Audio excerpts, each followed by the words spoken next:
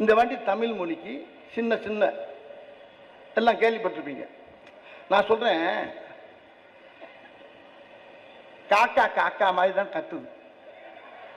அது தாய்மொழியில இல்லையாண்ணே? அண்ணே உங்களை தான் கேட்கிறேனே, இங்க பாருங்க. காக்கா காக்கா மாதிரி தான் கத்துது, அதோடைய தாய்மொழி. கிளி கீ கீ கீன்னு அது தாய்மொழியில் அது கத்துது. மாடு பசு மாடு அம்மா அப்படின்னு அது தாய்மொழியில கத்து. நாய் அதோட தாய்மொழியில் குலைக்குது. இப்ப அதை போய்கிட்டு மாடை போயிட்டு நாய் மாதிரி கத்துனா அது என்ன செய்யும்? கிளியை போயிட்டு காக்கா மாதிரி கத்துனா அது என்ன செய்யும்? பூனை மியான்னு கத்துது. அதை போய்கிட்டு குயில் மாதிரி கத்துனா என்ன செய்யும்? வேண்டாம், நான் ஒன்னே ஒன்று சொல்றேங்க.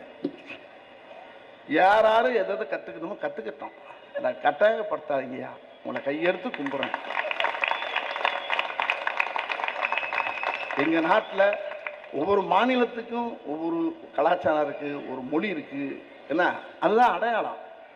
ஆனா எங்க தமிழ்நாட்டுக்கு எங்களுக்கு அடையாளம் வந்து இந்த தமிழ் தாய் தான், தமிழ் மொழி தான்.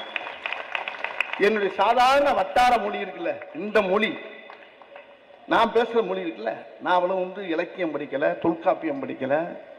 5000 ஆண்டுகளுக்கு மேலே கண்டுபிடிக்கப்பட்ட ஒரு மொழி. 2000 ஆண்டுகளுக்கு முன்னாலே திருவள்ளுவர் எழுதி வச்சது. அந்த மொழிக்கே எவ்வளோ பவர்னா 5000க்கு முன்னால் அந்த மொழிக்கு எவ்வளோ வலிமை இருந்துச்சுன்றதை பாருங்க.